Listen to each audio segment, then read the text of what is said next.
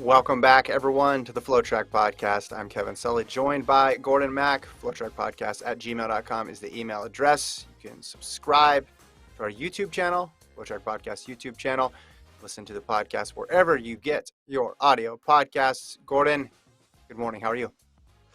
Good morning. Doing good. It's Wednesday, getting close to Halloween. I'm already putting together my costume. I could show you. I'm kind of gluing the different stuff together. I'm very excited about my Halloween costume. I kind of want you to dress up in like a Halloween outfit on Friday for that podcast because Oh, Halloween will be over by the time next Monday happens. So I want you to do a Halloween themed podcast, but I'm not sure if I can get you. Maybe you get your kids to dress you up with something like a vampire or some crazy thing. I don't know. What are your we thoughts? have a we have a costume. We have a costume. We have a family costume for the first time ever. I don't know if it's gonna. It should be here by Friday. But we're doing a conference, NCAA conference recap that day. Should we do the in costume? Is that how you want to do it? Yeah, why Okay. not? Why not? I, I don't know how well mine's going to look on screen, but I will do my best Okay. to make it happen. Um, Well, our company's having a Halloween costume contest today at 4, so I'm testing out my costume today at 4, and then I'll do it again on Friday, and then I have a party on Saturday. So I'm gonna get the costume 3 uses out of it. That's the goal. that's good. That's good. And then when you go trick or treating on Sunday too, Yeah, sure. four in a row, 4 uses Well, for Gordon. I live in a house for the first time, so Yeah, am I gonna have trick or treaters? Is that what happens? I have never lived in a house. no one's going down to your forest, man. There's no way. No, That's okay. just too spooky. Actually, it is kind of spooky down there. You'll probably get some hardy souls. We get a lot near us because the houses are close together, and there's a neighborhood near us where the houses are one on top of the others. We get a lot of people, but yeah, you'll get more than you did when you lived in an apartment, which was probably zero. Yeah, But no one's coming up to the third floor of my apartment to be like knock I, on my door for some candy. That was never happening. I wouldn't expect too many over there, but you never know. You never know. Some people could surprise you. You could get the teenagers who knock on the door at 9:30, and you're confused, and they have a not a suitcase, a pillowcase, and you're just like, all right, respect the hustle, man. Keep stay forever young. Get back out there. Speaking of Friday, so we got the conference championships. You want to run through what we're going to see on Friday for NCAA cross, and then the show that we're going to do? Yeah, so live on FloTrack, the Big East Cross Country Championships. They start at 10 a.m. Central, so that should be good old cross country action live on Flow. But Friday basically is the day for all the big time conferences competing in their conference championships. So starting at like 9 a.m. Central is ACC, all the way to 2 p.m. Central is the end of Big Sky. So because of that, all these conferences are happening basically when we would have done the podcast between 9 and 10. We're pushing the Mhm. podcast back to 2:45 p.m. Central, so then we can react to all of the major conferences like Big East, SEC, Big 10, Big 12, Pac 12, West Coast. You get the idea. Okay. Yeah, it should be good. I mean, I just got one after the other, so we're trying to think of a recording time, and I just said, hey, let's just wait till it all wraps, and then of course Big East you can watch live on Flow. 10 a.m. Central is when the coverage starts. Is there one particular conference that is noteworthy for you or has something special that you're watching for? Well, typically the Pac 12 is like the best of the best, right? But after this past, pre-nat nuttycomb weekend, especially on the women's side, Pac-12 kind of has not the same type of pizzazz as it's had in the past. I think for me, the the one thing I'm most looking forward to is seeing Oklahoma State versus Iowa State at Big 12s because Yeah. Oklahoma State decided not to run at the pre-nat weekend, and also to see if we see a full squad of Notre Dame. And while Notre Dame could probably still win ACCs without a full squad, if we see a year in the goose out there, then we can truly start analyzing whether or not this team is for real to win a national Mm. title. So because regionals, you're not really going to see that because we know regionals is just it's a prelim. So There's no need to go hard, but I'm sure Notre Dame wants to win ACC, so hopefully they put out a full squad. But yeah, and then on the women's side, um, most of the women's teams, like the top tier teams, are kind of all separated, right? NC State at ACC, BYU at West Coast, New Mhm. Mexico Mountain, and Colorado at Pac-12. So I guess maybe will any of those teams lose? Like, could Colorado get upset by Stanford that finally puts it together? That would be something Mhm. interesting to watch. I like it that you're looking for a Notre Dame full team sighting. You got your Yeah, binoculars. You're out there watching got him for on. it. I'm on the lookout. On the women's side? Yeah, women's side, I mentioned. Oh, Can the one of the top four teams get upset? gotcha. Yeah, I just wonder, I remember how crazy conferences were last season and how much weight they carried. Remember, because there was no Yeah. regional meets last year, and now we're back to the old ways of conferences, at least close to the old ways, which is great, by the way. Very excited to have it back. But I just remember that 1 year, snapshot in time last March when it was, this is it. This is it. You better run really, really hard. Not that teams don't go hard in their conference meets anyway, but it put extra pressure on it, which was a cool dynamic. All right, so that's Friday. Again, 2:45 Central's when the show will be. Let's get to the rest of the show here. We're going to talk about USATF announcing the World Champs Marathon selection process. Talk about that story in the Oregonian by Ken Go about the Oregon program and accusations of body shaming. And then we'll also talk about, let's see, what else do we have here? Oh, TJ Gayle, the long jump world champion from 2019 from Jamaica, says he wants to sprint in 2022. We'll start first, though, real quick with the marathon selection story. Gordon, your thoughts on this process? So basically, the first finisher. This is to pick the people for Eugene 2022, or at least get the order because we don't know if everybody's going to accept it. It's not like the Olympics, not a guarantee. So basically, USATF announced the procedure finally. We had wondered what it was going to be. Is it just going to be a descending order list, or is it going to be something more complicated? They're going to put in the first American from the Olympics. So that would be Rupp and Seidel. And then from there, they're going based on places from the platinum level fall marathons in the US, which would be Boston, which already happened, Chicago, which already happened, and New York, which is coming up. So, under that set of guidelines, right now, the order would be Rupp, Colin McCow, Colin Benny for the men, the top three, and then the women, Seidel, Bates, and Hall. But what are your thoughts on this selection procedure? So I'm gonna break it down of how I feel like they came to this selection criteria. I think originally it was going to be the way it's always been. It was always just a descending order list within the time frame of Hmm. when a marathon is eligible for World Athletics. Hmm. However, I think they looked at that descending order list after these past two marathons, and they're like, "Are we really gonna not select Molly Seidel, the Olympic bronze medalist? That makes no sense." And they're like, "We don't think." I bet you they were like, "There's Molly's not going to be able to increase her time because she's running at New York City, and Hmm. likely New York City is going to be a slower pace. So because it's a harder course. So are we really going to just go purely off of time and not benefit the athletes who competed really well at a high quality meet?" So I bet you Hmm. they were like, "All right, well, Molly got freaking third at the Olympics. I think people will justify if you got third at the Olympics, you deserve Yeah. to be on the next team."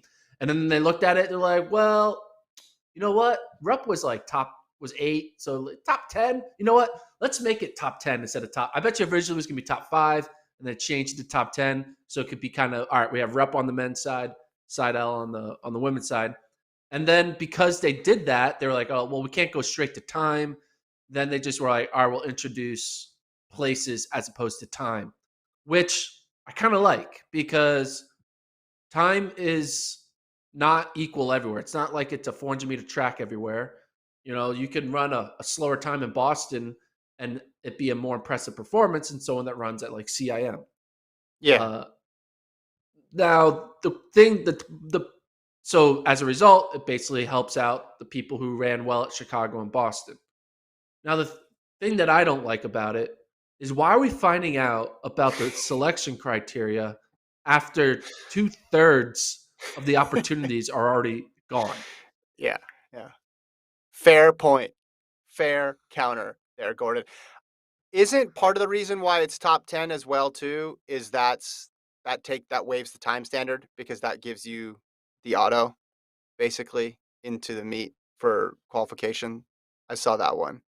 So that could be part of it. Yeah, For the platinum races, not for the Olympics, I don't think. But I agree with you. Every process to pick a team other than a trials race is flawed to me. So this has its drawbacks, but I'm willing to say it's a good way to do it. The only issue with it is you have to announce it before you start the qualification process, not when you're 2/3 of the way through. yeah, and like maybe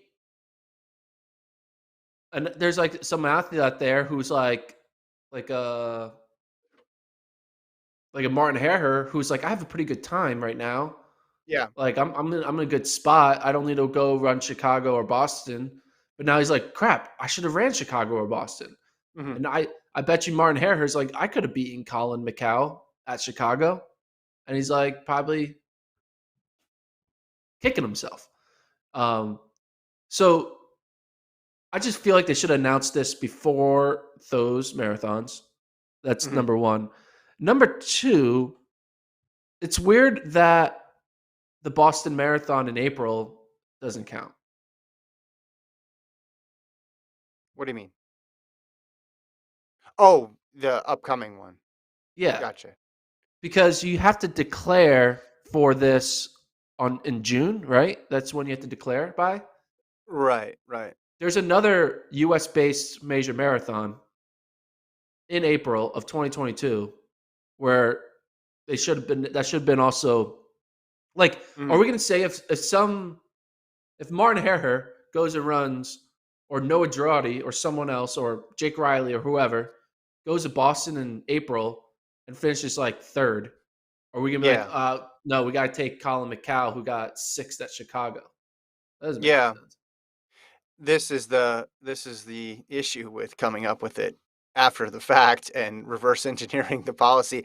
Also, you get into the situation where not all these fields are created equal. Now, if you look at these lists, especially on the women's side, if you sent a team of Seidel, Bates, and Hall, people would say, "Oh, that's a solid squad." But Yeah, if people knew ahead of time, it's going to come down to where you place. There would have been a little bit more strategy, I think, because the Chicago, let's just compare the women's Chicago and Boston fields were not the same. Chicago had one international woman who was top flight, Chepngetich, right? And then yeah, it was the majority of the elites in there were American. Now you still had to finish well amongst the Americans, so I get that, but just the ability to finish in the top 10 was so much easier on the Chicago side than it was on the Boston side. Ultimately, again, I don't know if it'll matter. And here's the problem with this, Gordon. This is an issue that's going to come up once every world championships, maybe, because most world championships people aren't that into running anyway in the marathon, and we're not going to make this the policy for the Olympics. So, coming up with a sustainable selection criteria for world championships marathon, I don't think is high on anybody's to-do list. yeah. I mean, I just don't like that. There's only three opportunities to qualify, and the two of them already existed. Like it makes no sense. I know then eventually we'll go off of time, right? Once, Well, that's what do you mean? well, won't they? Yeah. So basically, the if everyone who finished top 10 at Chicago or Boston all just say no, eventually it'll go Oh, to right, people yes. who Yeah. had a fast time. I mean, this definitely one good thing about it is we are selecting people who are more recently running well as opposed to later, right? Because the marathon project, while those were quicker times for American standards, they Yeah. were happened December of 2020. And Mhm. we're gonna say that performance is why we you should represent America in July 2022. That seems a little Yeah. far away, right? So much can happen between then. Um, I do think though that I just think they should have. If I had to fix if I had to fix it, I think they should have made it. Um, I like the idea of getting the top Olympian people on Yeah. it because in the end of the day, yes, it is giving an unfair advantage to Molly Seidel, but she got freaking third at the Olympics. She can have the unfair advantage, right? Yeah. And Galen Rupp is given an unfair advantage, but Galen would have got in no matter what the criteria was because he's just the Mhm. best. So, not going to complain about that. But as for the second and third spot, you just think would Kira D'Amato like would she have been like, I'm gonna go do New York instead of Chicago because it's gonna be a lot. It's gonna be maybe I could get a higher slot there than going up against an Emma Bates and Sarah Hall, right? No. Because then she could be No, like, no, no. I don't know. No, no, her this was her best chance to finish because it's not where you finish amongst Americans, correct? It's overall place in that field. Yeah. Right. Well, So how then deep is the New York City field? much deeper than Chicago is what I'm saying, right? You have the True. gold medalists in there in Perez Jepchirchir. You have a that's so the women's situation is crazy right now because for anybody to unseat this top three, they got to go faster than, or they got to get better. They got to get third, right? If you get Yeah. fourth in the race of your life, get fourth in New York City, you're not going. For the men, Benny's seventh is in there. I could see a situation where someone in New York's able to get sixth or fifth, but no, the strategy here I think would have been to go to Chicago, and then you need to make sure that you finish no worse than the second American American. because you already Yeah. have Seidel. Yeah, right. This is for the women because you have Seidel already in there. The men's fields ended up being a bit more balanced on the elite side. That's the weird part of this. This is a selection for an American team, but it's taking into an account basically it's weighting how well your non-American competition did and performed, which is a weird thing to weigh. It also would Oh, have been it's strange as how where did you place amongst the Americans in Boston, and where did you place against the Americans in Chicago? Then you're basically having a trials race, but not telling anybody it's a trials race and splitting it between 3 races and giving one person a bye. yeah. So if I had to solve this, they definitely should just open up Boston 2022 as a fourth opportunity. I think that would be Mhm. only fair. And you just They don't at the end of the day, you're gonna feel for someone like Kira D'Amato, right? She's been running out of her mind, like going from just a nobody to a somebody, right? Had that incredible, you know, time trial 5K, ran the fast 10K, then goes on and run the incredible marathon at the Marathon Yeah, Project and gets freaking fourth at Chicago. Like, yeah, but she's just gonna be blocked by just happenstance of Emma Bates running out of her mind, Sarah Hall always being Sarah Hall, and then Molly Seidel obviously doing what she did at the Olympics. But yeah, Kira D'Amato was in line to get the spot, but because they created the auto spot for Seidel, D'Amato's now on the outside looking in. And I think all three of those women are going to accept it. I don't think yeah, anyone's going to reject it unless they get hurt, right? Like everyone's going to pretty much yeah. I would think they'd give it a accept shot. this. This is a 2022 issue, is what I'm saying. I don't think it's gonna continue too much to 2023 and world championships and beyond because I think that's going to regress because by then, knock on wood, we're back to the more traditional major setup too, so people are able to lock in races earlier, get the appearance fee. Yeah, you'll have some good people decide to do it here and there, but you'll have a lot more people passing. Okay, so I'm looking at the New York fields. So the women, it's going to be tough. It's going to be tough for anybody to get in the top three because you have Jip Chirchir, who's run 217, Aga of Ethiopia, who's run 218, and Johannes, who's run 219. So you have three sub 220 women. You have Yeshina of Ethiopia, who's run 220, who's run a ridiculous half marathon as well too. You have another woman who's run 222, Nancy Kiprop. So that'll be tough to get in the top three. For the men, though, the men I could see getting interesting here, Gordon, because obviously you have Bekele as the headliner, but we saw he struggled in Berlin, and now he's going to try to run two marathons this fall. You have Nagy in there, who was a medalist in Tokyo, so he's solid. And then you have a lot of people who have run 207s and 208s, and Noah Drade's entered in there, and Jared Ward is in there. Also, I guess you could say Kibiwat Candy, who's half marathon world record holder. We'll see how he does in the full marathon. But you definitely could see. In fact, I would predict an American would end up in the top six there, which would be enough to push Benny out. Just don't know who it is. Maybe it's Ben True with his debut.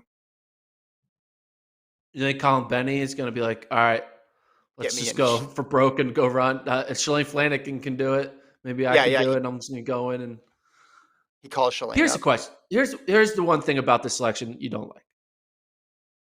If I mean this will never happen, but imagine if I don't know an athlete A, whatever, on the women's side or men's Mhm. side, goes to a non-platinum race in December, right? Yeah. Is Valencia platinum? No, well, that's a good question. I don't think so. I Let's think pretend they're not from this scenario. Goes out there and breaks the American record in the marathon. According to this yeah. system, they would not be selected, right? Correct. Correct. Yes. Yeah. That seems kind of weird. Are we going to Platinum. say 6 at Chicago is more impressive than the American record in Valencia?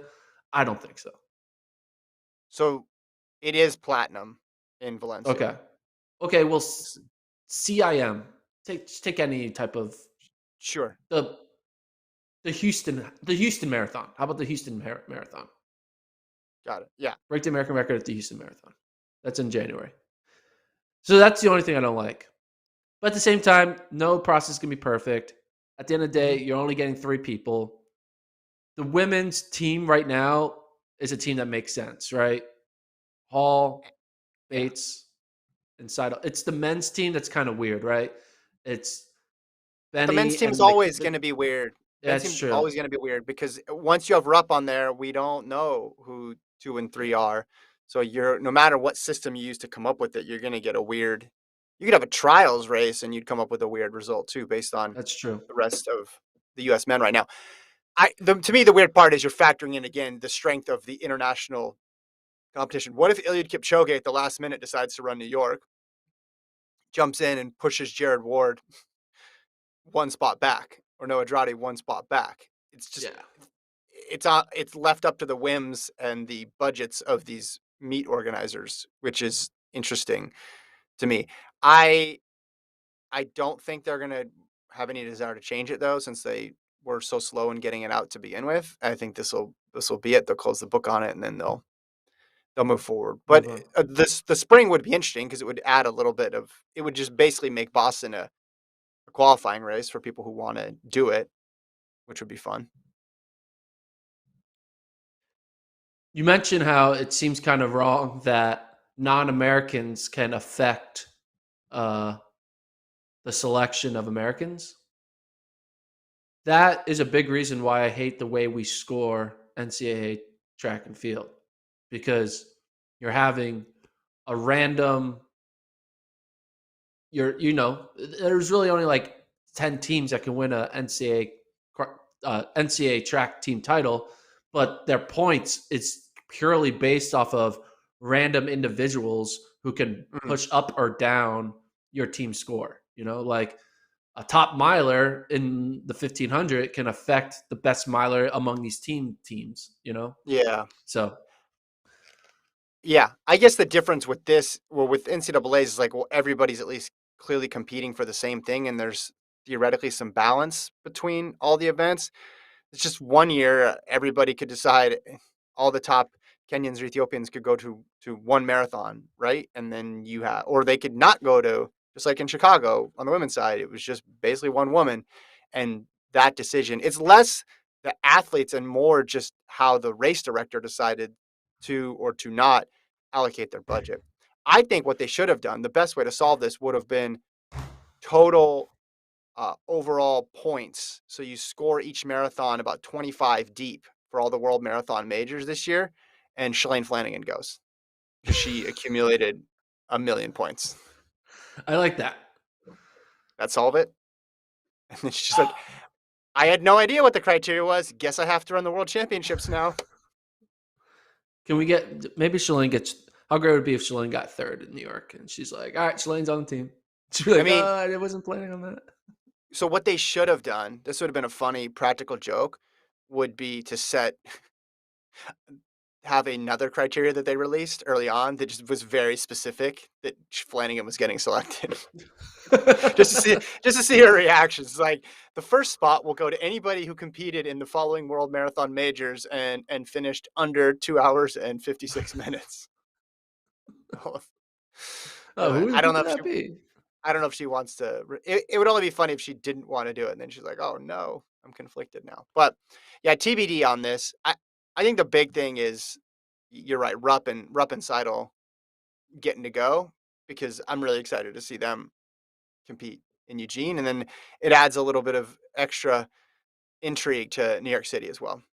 Yeah, and it makes sense because like we also even though Rupp went on to run well at Chicago, regardless, um, Yeah, like the Olympians were at a disadvantage going into the marathon season, right? correct. Yeah, So you have to give them credit for doing something impressive in August. So at mhm, the end of the day, it makes sense. 100%. Yeah. It makes you think, like, hear me out. Would we ever consider like doing this type of stuff for like other selections? For the Olympics? Yeah, like No, I don't think we should because I think the trials system is the best by far, and then a huge gap, and then there's all these other ways to select a team that are much worse and have much clearer drawbacks. I think this would have been fun for a world championship. Hey, one off. There's a lot of interest in Eugene, so we need to make sure we clarify it. It would have been more fun though if we knew about it ahead of time, even a month or two yeah, because ago. then we could gone into Boston and Chicago knowing, oh whoa, Nel Yeah, Rojas, oh just missed out because what happened in Chicago. Like yeah, exactly, exactly. So that's a missed opportunity, I think, there just to follow it. Now, looking at it in retrospect, it's not as cool. Like, okay, let me just pull up the results. Oh, who finished where? Oh, sixth versus seventh. Ah, tough break. Sorry. Better luck next home world championships when everybody wants to run the marathon in however many years that'll be. Who knows? All right. I want to get your opinion on this Oregon story. I'm sure everybody's read it by this point. Gordon Kengo of the Oregonian wrote article. Headline is Women Athletes Allege Body Shaming Within Oregon Ducks Track and Field Program. And the story centers around 6 female athletes, Gordon, who left the U of O in recent seasons, talking about issues that they had, being at risk for eating disorders, and just a litany of issues here. They go into detail, pulls out some specific examples as well, too. A lot of it centers around the use of a DEXA scan machine, which is measuring your bone density and also body fat percentage, and the pressure that the athletes felt to meet benchmarks, and their participation was um, impacted based on how they what their data was on the DEXA scans. Um, Everybody should read the article if they haven't yet. I'm assuming most people have. Within the article, there's a quote here from Oregon head coach Robert Johnson that I wanted to read. He says, "If those things were their experiences here, it's shameful."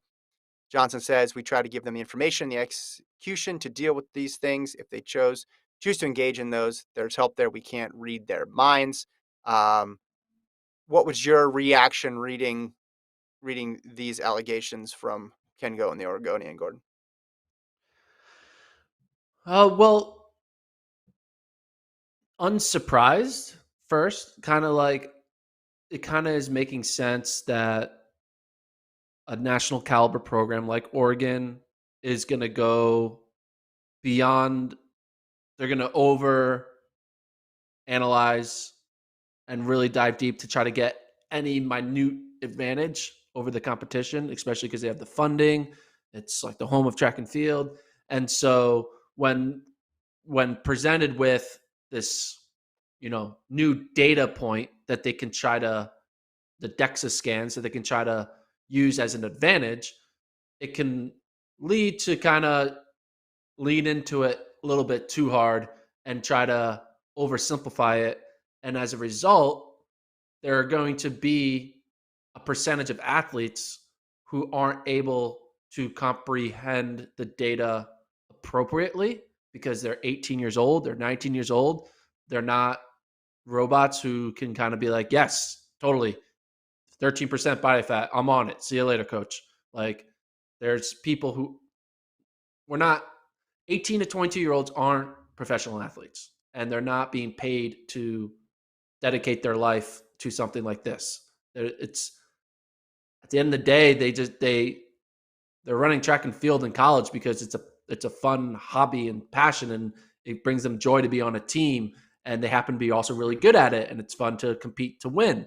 Uh, but when it becomes down to such an analytical thing, the the person behind the data can sometimes get lost. And I think this story basically is telling the story of 6 women who weren't able to handle this, understandably, because not everyone is built like a robot, right? And they kind of fell victim to this process of overanalyzing the body fat and like how to, like, I heard, wasn't there a quote in there like they weren't allowed to travel if they're over a certain percentage? There was like just such Right. strict rules around it, and then you start messing with your brain and be like, am I wrong? Like, because we can tell you this, it's not like 100% that if you're within this body fat percentage, you're great, and if you're not within it, you're bad. Like, that's not how it works. There are people who are within the body fat percentage who are not great, and there are people who are outside the body fat percentage who are great.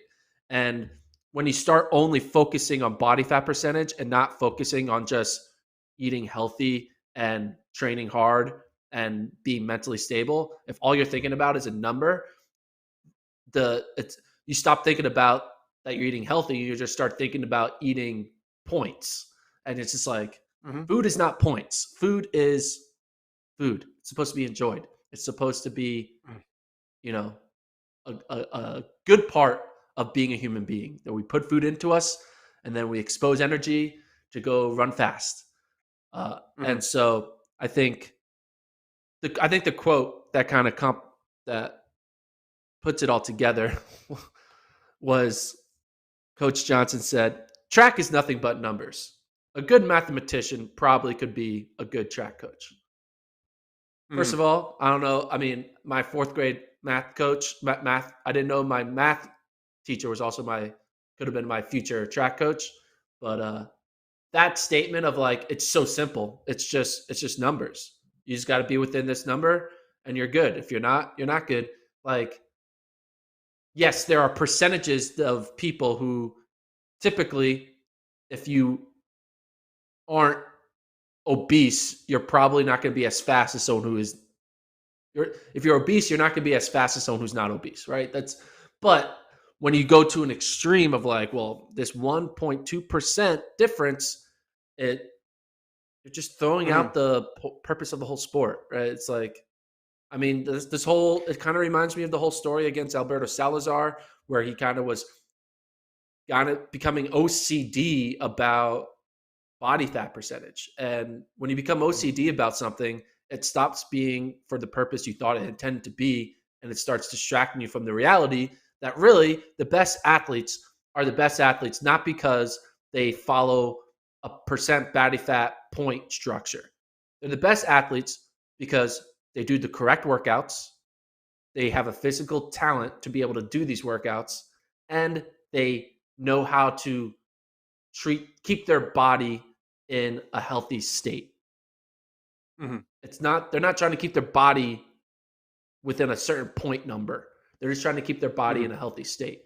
And there's a lot of extremely fit and extremely healthy people who eat cake, who eat a cheeseburger, who, you know, Mhm. they know how to they're not eating 7 cheeseburgers a week. They're not doing that, but they eat a cheeseburger, right? Because they understand they're burning off so many calories, they can do that. Michael Phelps, you look at the meal that Michael Phelps would eat on a daily basis, it's insane.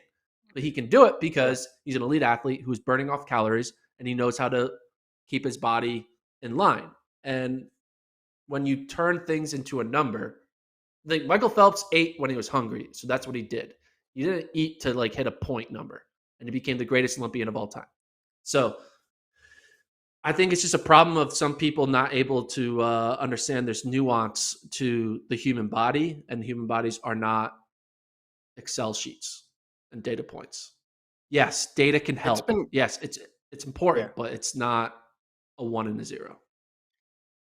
Well, and this stuff has been going on prior to these advances in technology that allows it to be quantified in such specific ways. So to me, it's not about the machine. And I know the machines are also used for, figure out bone density, right? So to prevent injuries. So there's good stuff that goes along with it as well too. It's more about the culture surrounding. It's the same thing with, oh, we need more of, more nutritionists on our staff, or more psychs on our staff, or more female coaches on our staff. But it's, to me, it's like bigger than that. It's like the culture around it. Because if those people are part of a culture that doesn't value the things that you're talking about, that doesn't understand it, then none of that stuff matters, because that's where it all stems from, right? Is the overarching culture. All that other stuff um, can can go wrong and go badly as well too. So the thing that jumped out to me, that anecdote that you mentioned about the 12%, right? You can travel if you're at 12% body fat, and the person, I think they said, was at 16. Like, setting just that completely arbitrary line is just very puzzling to me about why you draw that line. And also, just when you read the mathematician quote, there's a couple different ways to read it, right? One is like, oh, like, if we come to this university, we're just a number, basically. Like, we're just gonna get punched into a spreadsheet, and then someone's gonna tell me, oh, you're gonna run this or you're gonna run that. Like, there's that side of it too, of this is just basically a factory, and if you're a mathematician, you can figure this out. There's no individualization, which is, I think, what the sport always calls for. It's just like there's no one way to do it. There's no one training program, right? And then there's no one perfect body type that you need to excel in this sport. Tiana Bartoletta wrote really well about this, as she usually does on topics like this, and she talked about, the different camps breaking down along the issue of, people thinking you talk about it at all, it's harmful, or of the other camp saying it's just like, this is just part of the sport, we need to live with it. And she says, I believe that for an athlete that is attempting to reach the next level of performance, pretending mass is not a variable is us not addressing a potential influencer of performance. At the same time, acting as if the number on the scale or that athlete's body fat percentage is the performance indicator is straight bullshit, in her words. So, yeah, acknowledging that it's part of it, it's not the whole story. And when you started your point there, talking about 18 to 22-year-olds, I think we gloss over the fact of how challenging that time is for anybody, let alone somebody put into a situation of high stakes Division 1 sports. And a lot of these athletes are coming from being the best in their city or the best in their state, and then they go into an environment where they're surrounded by a whole bunch of other people who are very good, and a lot of people are struggling just to keep up. and they are willing to take risks and do things in order to stay on top. And they see uh, any lack of success as their own failures, as opposed to, hey, it's just going to take time to adjust, or hey, I'm just in this higher level of competition. So I think the support system needs to be broadened for these athletes, to like let them know that this is one season in your life. This is not your entire life. This is not your entire running career. Because the flip side is just people hating the sport, getting injured, having serious long-term damage, right? Like they mentioned, one of the women in the piece, like was without her period for a long period of time. And that should not be the prerequisite for people to compete in track and field and compete at a high level. And like you said, Bartoletta's, there's one camp who believes, how dare you talk about body fat in for anything, right? And then there's people who believe you should only talk about it. It's just get over it. It's part of sport. And like you said, the third, it's like actually it's both. Like clearly track is not really a skill based sport outside of like the jumping and hurling and Mhm. pole vaulting and throwing stuff. But most it's just an endurance sport. So the skill is basically creating a perfect machine of your body, right? And in order to create a perfect machine of your body, you train well, but you also have to eat well. Well, the problem is that eat well is not a like, yeah, it's like you said, it's Well, you not got a to, data point. yeah, it's Go not ahead. one size. It's not one size. I mean, everybody has to eat healthy, right? But different people's bodies are going to respond in different ways. I just I go back to when we had Mary Kane on the pod a while ago, and it was Lincoln and I that were interviewing, I believe, and I was talking with her, and I asked, it's like some of the stuff. It's like it made you actively worse at running, but it was delivered under the guise of this is going to make you better, which is the crazy irony here, right? Happy, healthy is going to make you fast. Maybe in the short term, and we've seen this before, right? We've seen this before at the collegiate level. Someone is amazing for a season, and then they are no longer there, and they're no longer able to sustain it, and then they have injuries the rest of their career. But like long term, like you have to be happy and healthy. You just can't go on with an unsustainable system. So I hope actual changes come about. I know one of the women emailed one of the ADs at Oregon and didn't get a response. I haven't seen, have you seen any responses come out other than the quotes in the article? No, not yet.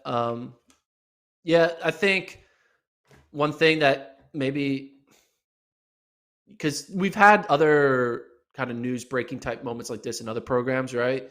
But the difference between this one and the other ones is that this one, all of the people who are kind of leaking the putting out into the open are staying Yep. anonymous, and they rightly should want to stay anonymous if they want to do that. But a lot of times it's harder to kind of bring change around anonymous voices as opposed to like people.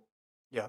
Mary Kane isn't anonymous. She's like, guys, you know who I am. You saw me run. You saw what I was doing. This is what was actually happening behind the scenes. You can kind of be like, Mhm. whoa, it's eye opening. But if it's like, if the story is like a random Nike Oregon Project athlete who we don't know who we're going to say it is, you kind of blur the lines and you're like, oh, it wasn't Mary. Clearly, it wasn't Mary. She Yeah. was really good. You start thinking, oh, it's probably Yeah. the run to the litter athlete, whatever. Um, I do know, like, when I read this story, it kind of, I was like, a lot of it was like, oh, yeah, that makes sense. Because I remember a few years ago when NCAA regionals was in Austin, Texas. I'm not sure if it was the most recent one or the one before that because it's been in Austin twice since I've been working at Flow.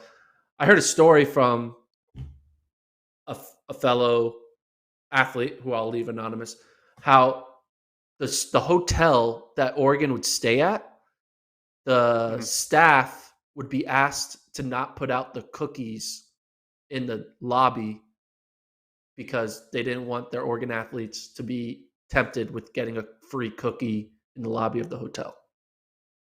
Mm.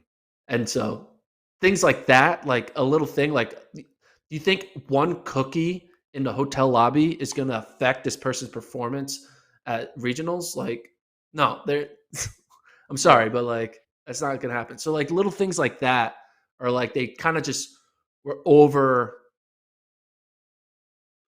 analyzing and over serious about trying to get every last advantage. And Mhm. sometimes a 19-year-old can eat a cookie, right? They're in Austin, Texas. They can go out and like have a good time. Mhm. They're, Yeah. they're Well, if they're talented, they're uh, gonna exceed. I wonder how all this fits into with the growing, like, empowerment around college athletes over the past couple years. Because again, these issues aren't new, but I feel like athletes, it seems like over the past 2 years on a variety of issues, are much more like likely to speak up. And track teams are big, and different people have different experiences at track meets. There's a one athlete quoted in the piece, Ken's piece, that said she had a positive experience at Oregon, and I don't doubt that at all. I'm sure a lot of athletes have had positive experiences, but I think when you're talking about a NCAA Division One program that's highly competitive, the goal is for, and that is theoretically flush with resources, is being able to meet the needs of every athlete out there, not just the ones at the top, or not just the ones that are naturally going to buy in or fit in. So something to watch moving forward. We got one more story, Gordon, to get to. The Jamaican fans in the chat can get to their keyboards because we're going to talk about TJ Gayle, the 2019 world champion in the long jump. Gordon, he sent out a tweet. He confirmed that he's going for the 100 next year. He's going to try to compete in the 100 in 2022. A couple facts about Gayle. As I mentioned, 2019 world champ. He's got a 10:18 PB. Didn't make the final in the long jump last year. 25 years old. Johan Blake last year had the fastest 100 by a Jamaican. It was 9:95. So, what do you think of this decision? I saw Carl Lewis weighing in as well. So, anytime there's a long jump 100 crossover, people get excited. Okay, so we know Jamaica is not doing too well on the men's side with sprints, right? They got the women on lock, all Yes. time on Yes. lock, but Jamaica loves 100%. to shit on the U.S. women, especially Shakari, because she talks a lot. But they're awfully quiet when it comes to the men sprinting ever since Usain Bolt has left the building. Because we're going to be honest, I think now Hasn't been good. in a relay, that's a different story. But in a 100 final, they know to be wary of Team USA. So Mhm. let's start with what Carl Lewis said. He quote tweeted TJ Gayle. He says, "It definitely can be done. So I say go for it. Remember, the way to win two is to dominate one first. My sprinting came when the long jump was rock solid. I'm sure K Street will tell you the same." Man, I'm struggling for Yeah. reading right now. Um, Kareem Street Thompson. Yeah. yeah, basically saying like in order you can't be half and half. You have to be Mhm. super solid in one to go into the next. I mean, he is a world champion, so he has that long jump skill in him. However, has he been consistent? He kind of was like looking at of well, so he calls him out here. Long jump 8.5 consistently or forget it. Gale hasn't really been long jumping 850 consistently. Um, No. Here's the question I have. No. Is this a Yeah. move that he is saying, I can do it? Like, I can be a 9.8 guy? Or is this a move of, long jump's not giving me any love lately because I've been struggling. So I'm going to abandon it and try something else? Like, is he is he running away from the long jump or is he running towards the 100? And is he running towards the 100 because being the best in Jamaica right now is way more attainable in the 100 than it's ever been? And if this was a few years ago, or if they had the depth that they do on the women's side, would he even be trying it? He was banged up at the Olympics last year, so we'll give him a mulligan. But if you're looking at Lewis's standard of 850, well, he's jumped 869, and then his next best is 832. Certainly, I mean, 830s is enough to get the job done, even. So I'd say just consistently 830s. But he's only jumped 3 times over 830.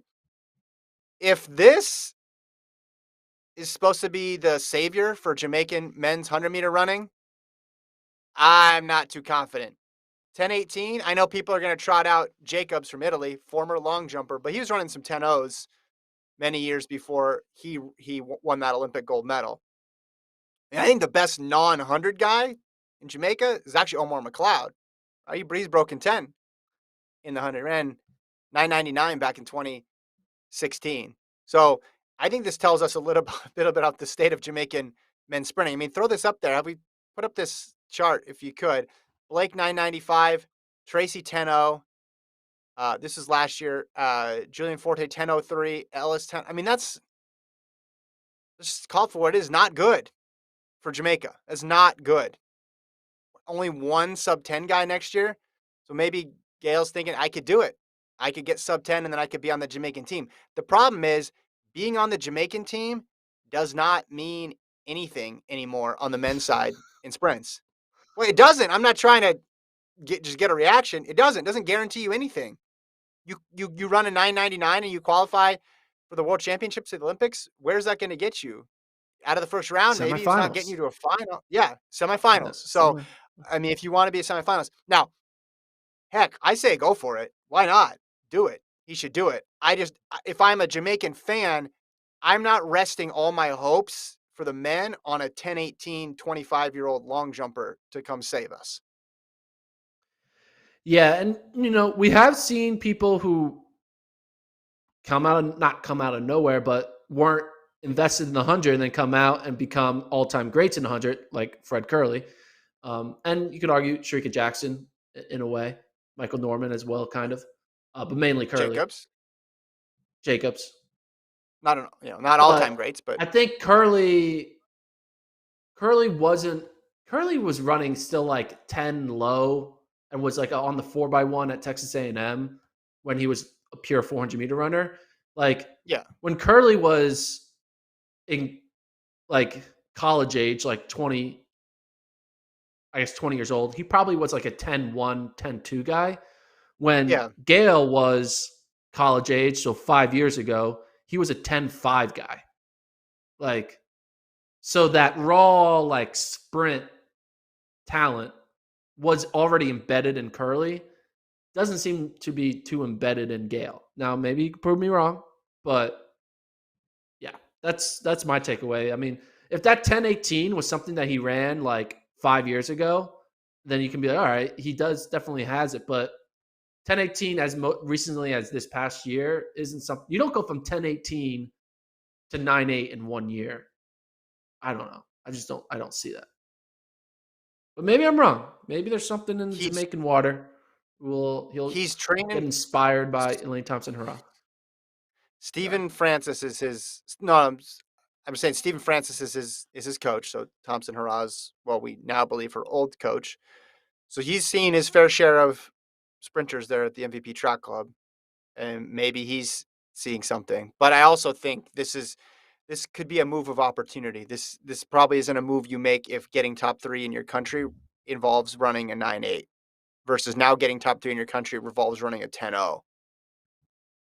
It's just way easier.